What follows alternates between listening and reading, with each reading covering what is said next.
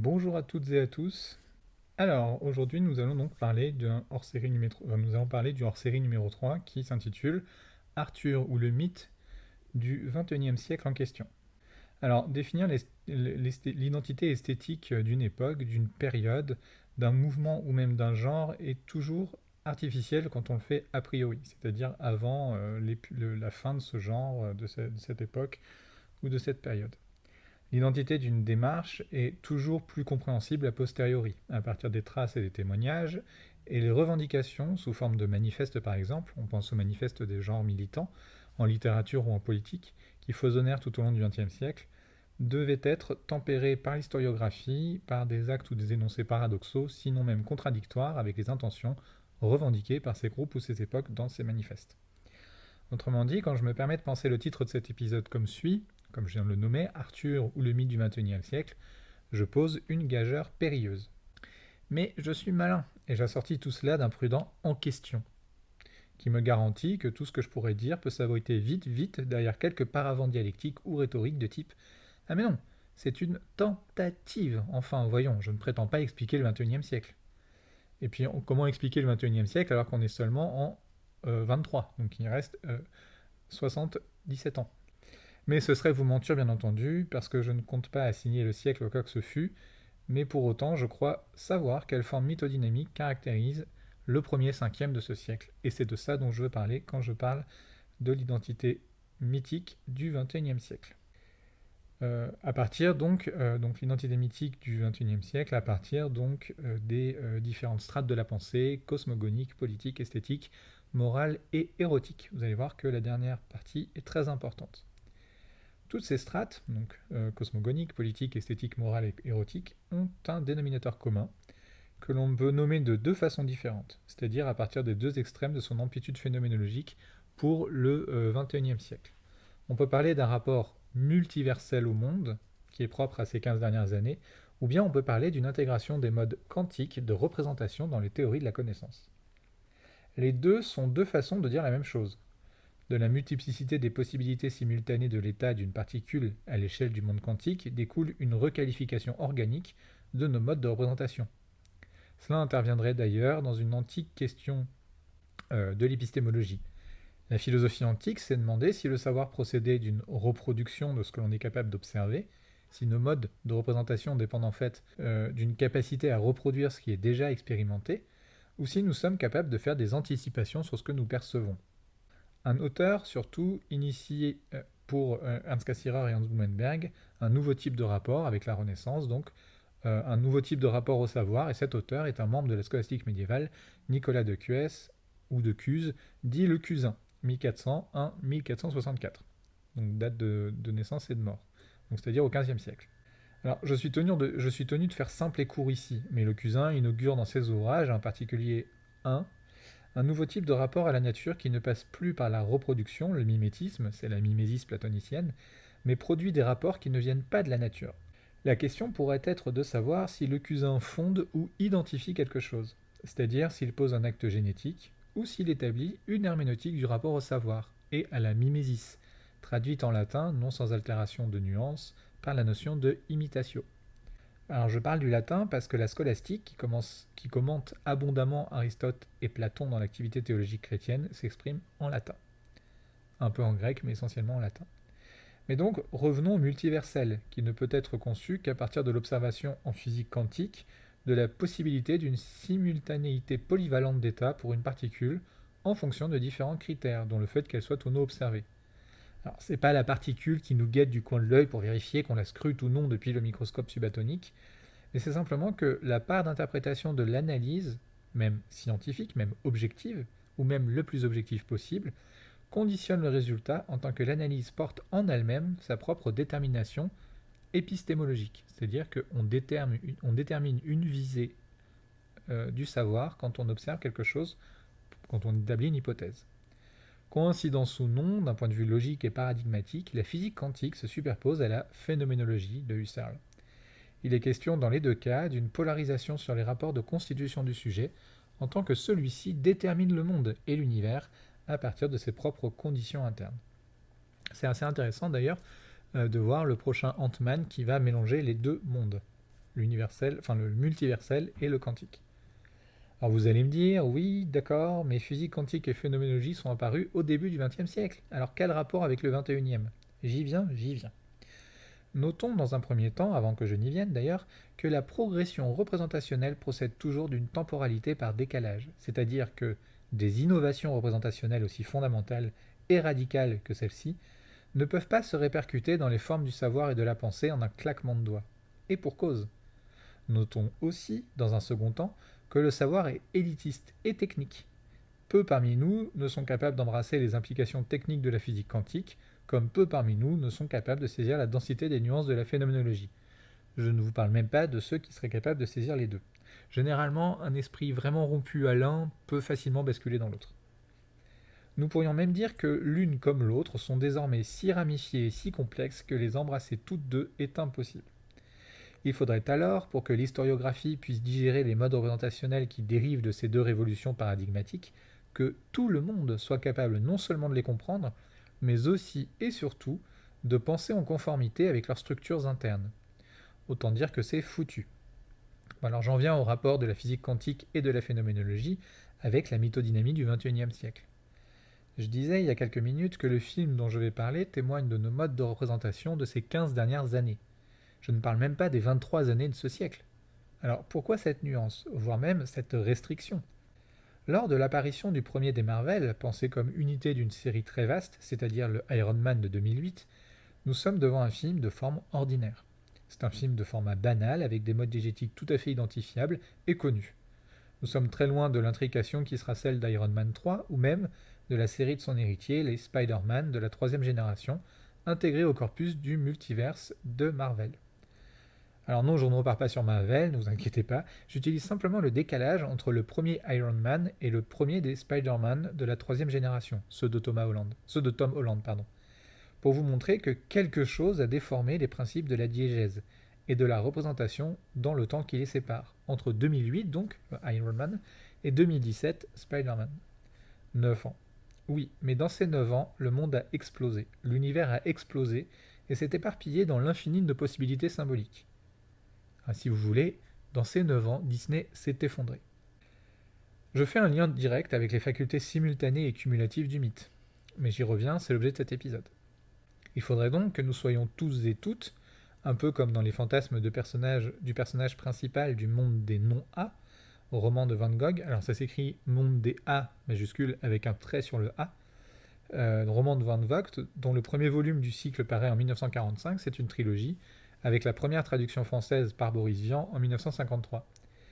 Donc, nous serions tous capables dans ce roman, enfin tous les personnages sont capables, sont infusés à la science, de sorte que la totalité des modes de représentation de toutes les personnes font naturellement changer leur rapport au monde. Car la culture et les modes de représentation par lesquels nous exerçons cette culture conditionnent notre rapport au monde, politiquement, sexuellement, esthétiquement. Ces trois choses sont des modes de représentation de notre rapport au monde. Or, ce n'est évidemment pas le cas pour nous. Personne n'est capable de répercuter dans son quotidien les apports de la physique quantique, qui pourtant datent du début du XXe siècle. Alors pourquoi est-ce que nous avons tous et toutes conscience des possibilités quantiques et du multivers? Alors c'est bien simple, il faut chercher dans quelque chose que nos enfants aujourd'hui pratiquent couramment, plus facilement que le fait de manger, et que les adultes du XXe siècle ne comprendraient pas. Et c'est d'ailleurs la résistance qui permet, c'est cette incompétence qui permet de parler du charmant titre de boomer. Je veux bien entendu parler d'Internet. Il y a dans Internet plusieurs générations d'utilisateurs. Les boomers savent se connecter et interagir sur Internet parce qu'ils savent appuyer sur un bouton et regarder un écran. Mais ils le font sur des modes de représentation antérieurs à Internet. Ils sont d'ailleurs identifiables très facilement par tous les autres, même dans un anonymat complet. Leurs modes de représentation ne sont ni quantiques ni multiversels. C'est donc ça qui caractérise l'identité dynamique mythique de notre époque. Et c'est une évidence flagrante lorsqu'on saisit un support aussi incroyable que le film de Guy Ritchie dont je commence à parler à partir de maintenant. Vous allez voir avec moi, j'espère, que ce n'est pas un hasard si le mythe revient en force aujourd'hui, donnant un espace matériel disponible à la mise en acte des possibilités représentationnelles. Nos cerveaux et notre conscience se constituent à partir de champs, au pluriel, qui intègrent naturellement et spontanément la multiplicité des hypothèses et la simultanéité de résultats d'apparence contradictoires, mais dont les antinomies logiques ne sont en fait que de nouvelles façons de produire des réseaux de signification, ce que la philologie appelle le mode agonal du mythe, du grec agon, qui désigne originairement un mode dialectique de confrontation entre deux points de vue opposés. Il s'agissait même d'une pratique très codée, proche de ce qu'on pourrait appeler aujourd'hui la joute verbale. Le caractère agonal du mythe laisserait coexister des possibilités de l'opposition, non plus en les opposant, mais en superposant leurs valences, c'est-à-dire les possibilités de leurs efficiences. Donc, tout d'abord, King Arthur Legend of the Sword, qui paraît en 2017, même année que le premier des Spider-Man 3ème génération, s'empare d'un texte extrêmement vieux et extrêmement noble. Pour les anglo-saxons en général, pour les anglais en particulier, le texte de la geste arthurienne est aussi important et fondateur que les récits homériques. Et pour cause, il s'agit de la couronne d'Angleterre, quand même au centre du bazar. Les comics Hellboy donnent d'ailleurs à cette couronne un rôle très important, faisant de son personnage principal le dernier héritier d'Arthur, ce qui est ballot quand on est mi-humain, mi-démon, et non pas mi-scorpion. Je vous renvoie vers le film extraordinaire de Neil Marshall, sorti en 2019. Alors j'aime beaucoup les deux opus de 2004 et de 2008, faits par Guillermo del Toro, mais enfin, on joue pas vraiment dans la même cour. Les deux premiers, donc ceux de Guillermo del Toro, étaient quand même plus Disney. Alors de quoi s'agit-il? La geste arthurienne a déjà en soi une histoire assez multiverselle et se prête précisément à un type de synthèse générique tout à fait compréhensible pour la postmodernité du mythe. On pourrait en philosophie parler de postmodernité avec l'intégration des modes représentationnels de la physique quantique étudiés depuis la phénoménologie. La notion de postmodernité est une notion très conflictuelle. Elle se débat dans chaque discipline. Alors déjà, il n'existe pas qu'une seule geste arthurienne, mais on parle en littérature de la matière de Bretagne. C'est le terme théorique de cette somme littéraire et textuelle. Plusieurs auteurs, plusieurs traditions historico-littéraires, et dès son tout début, elle chevauche plusieurs sources et plusieurs paradigmes. Mythe, fantasme historique, construction identitaire, recyclage de valeurs chevaleresques, etc. Notez qu'à quelques siècles d'écart, on commençait à écrire en France que le premier roi qui a fondé la première lignée régnante du royaume franc, les Francs-Saliens, la lignée des Mérovingiens, descendait de sa mère, bon ça c'est logique, et d'une bête de Neptune, un kinotaure, un truc procédant de la copulation entre un taureau et un dauphin. Ou voire de Neptune lui-même, c'est pas très clair. Mais en tout cas, un truc qui vient de Neptune, ou Neptune lui-même, aurait violé l'épouse du roi Clodion. Assez pas mal classe, hein, le nom de sa mère n'apparaît pas tout de suite dans la chronique, qui s'appelle Altina, donc, alors qu'elle était déjà enceinte de Clodion, qui est donc un Franc-Salien tout ce qu'il y a de plus barbu et de plus classique. Les deux sens mélangent et donnent Mérovig, ou Meroveus en latin, et Mérové en français. Comme tout roi mythique, son existence est incertaine. Je signale en passant que mon fils aîné porte ce prénom. Arthur dépend du même type de superposition stratifiée de tout un tas d'histoires. Arthur vient probablement du mot pour dire ours, qui était un grade dans l'organisation militaire et sociale celte ou bretonne, et les faits d'armes prêtés au Arthur légendaire proviennent probablement de la compilation héroïque d'une lignée de chefs de guerre d'une époque entre le 4e et le 6e siècle de notre ère. Contemporain de Mérové, comme c'est étonnant. Ces chroniques viennent après la période dont il est question. La chronique de Frédéguer au 7e siècle pour le Franc-Salien et le livre de Taliesin au 6e siècle pour la première trace arthurienne. Une différence de taille cependant. Le texte du barde légendaire Taliesin va être repris et développé en tous sens, et notamment par Chrétien de Troyes au XIIe siècle. Mais là où ça part complètement en cacahuète, c'est avec les deux auteurs anglo-saxons du XIIe siècle, que sont Geoffroy de Monmouth et Guillaume de Malmesbury. Alors, je pourrais donner les titres anglais, mais je donne les titres français. Enfin, à cette époque-là, on traduisait les noms. Donc, le premier, donc Geoffroy, écrit en latin l'Historia Regum Britanniae, et le second, la Chronique des rois d'Angleterre. C'est exactement le même nom, hein, en fait. Vous allez me poser une question très pertinente, et cette question va me permettre d'aller plus loin en vous répondant oui précisément. Ah oui, j'en oublie de dire la question. Alors je vous cite. Oui, mais les deux derniers, c'était des historiens ou des romanciers comme Chrétien de Troyes? Donc précisément, disais-je. Ils ne se présentent pas comme des romanciers, ce que fait Chrétien de Troyes, ou des bardes, mais comme des chroniqueurs. Ils font la chronique généalogique des rois de Bretagne.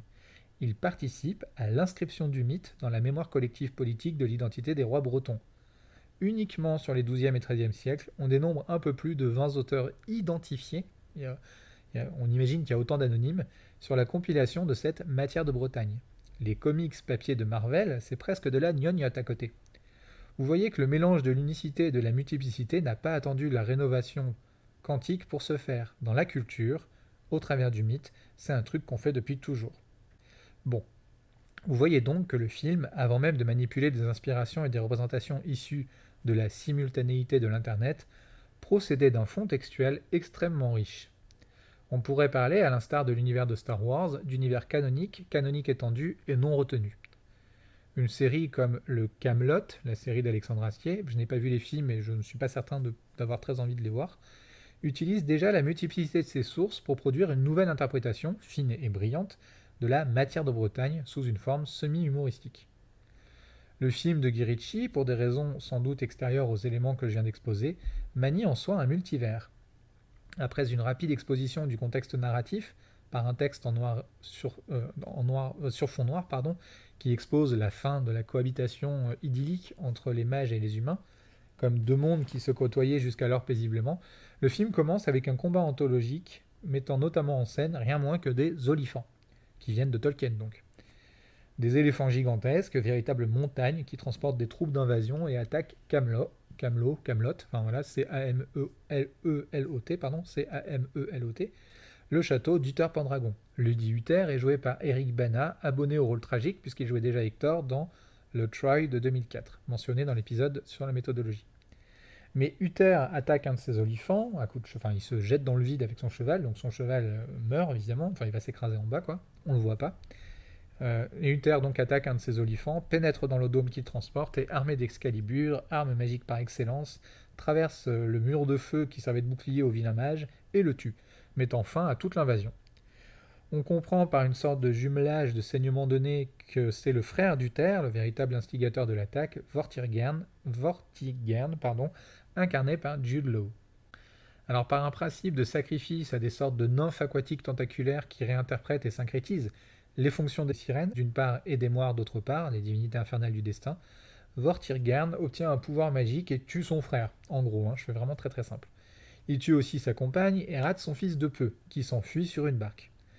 Le dit fils est récupéré par des femmes venues laver leur linge dans la Tamise, moi je n'aurais pas confiance, et de fil en aiguille grandit dans un univers de bordel, de petits voleurs et autres types de voyous tout à fait dans la lignée des autres films de Guy Ritchie, mais adaptés, ces mondes de voyous, à une interprétation médiévale.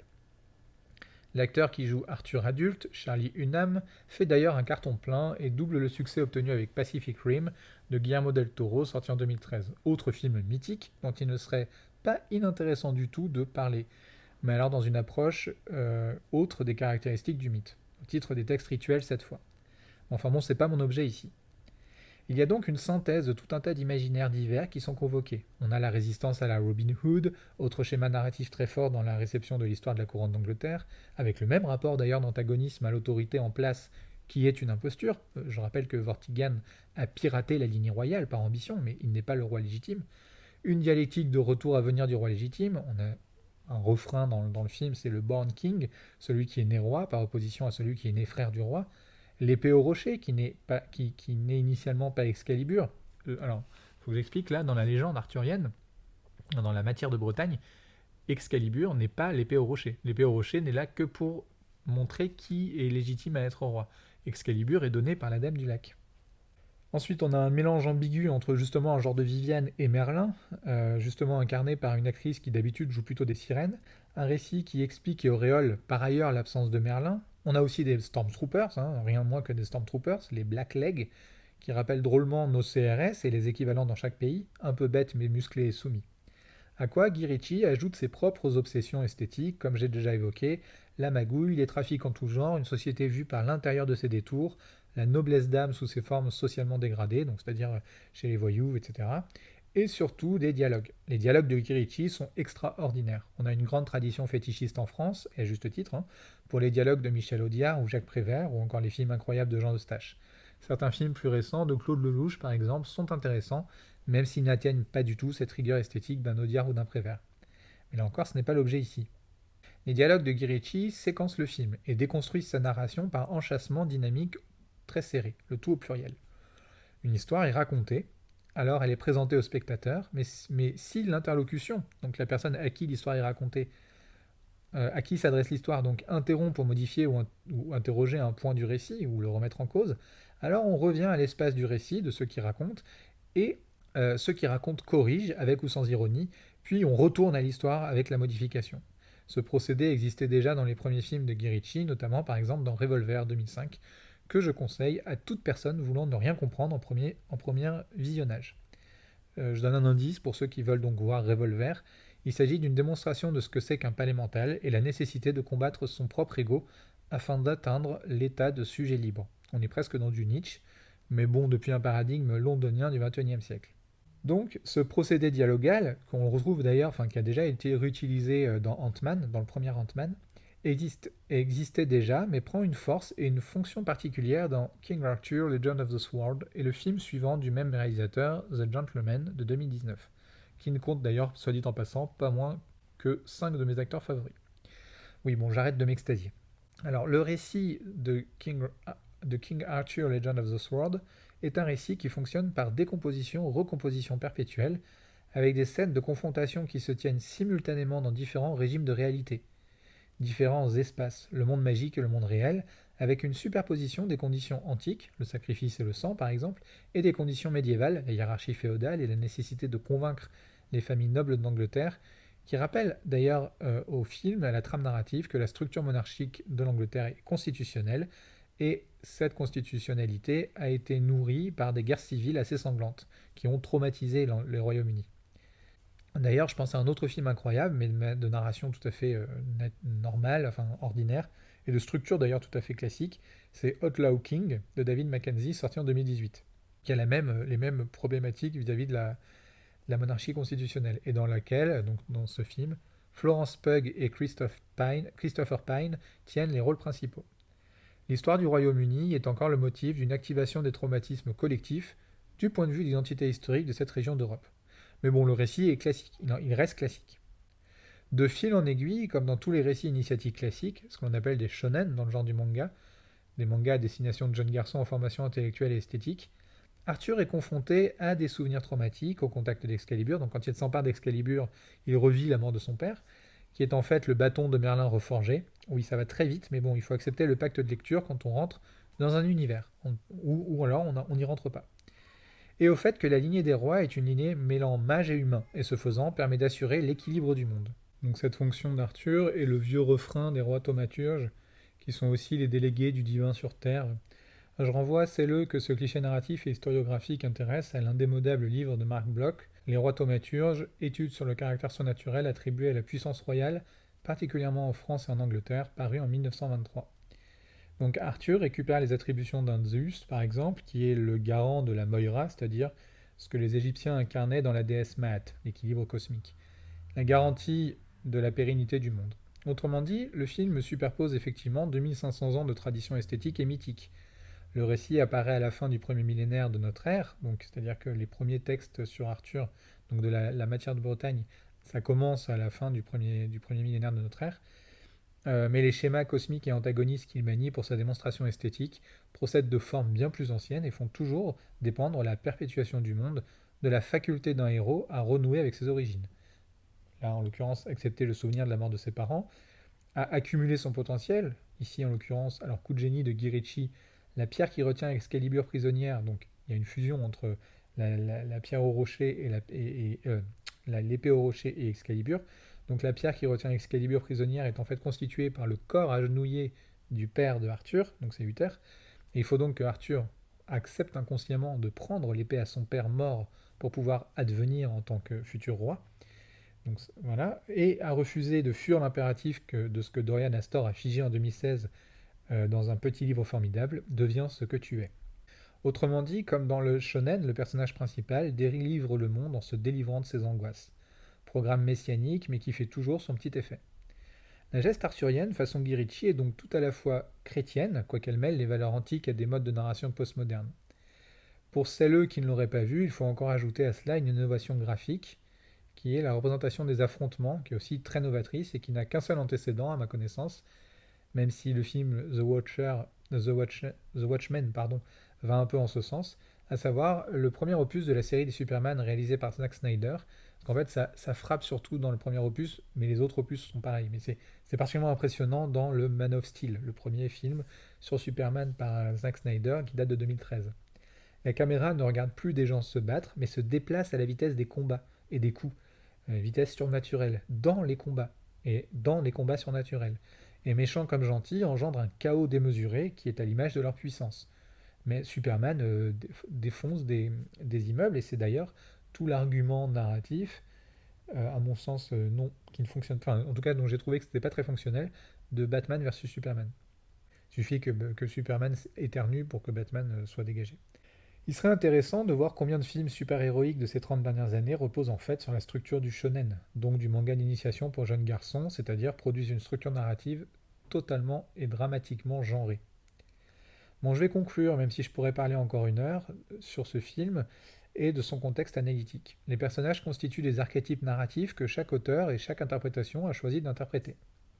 On comptait déjà plusieurs films sur la geste arthurienne, First Night en 1995 de Jerry Zucker avec Sean Connery, ou King Arthur de Antoine Fuqua en 2004, qui est qui est un peu intéressant parce que ça cherche à remettre les proportions à hauteur de ce que c'était. C'est-à-dire qu'en fait, vraiment, c'est trois paysans, quoi, les différents personnages.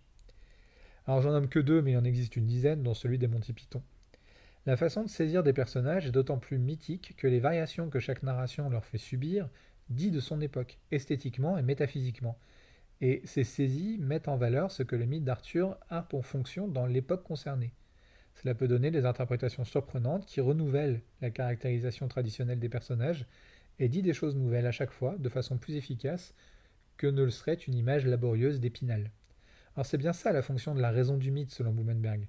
Produire une version immédiate, sans médiation, sans le truchement du logos, une version immédiate du cosmos, sans avoir à en démontrer la structure ou les arguments.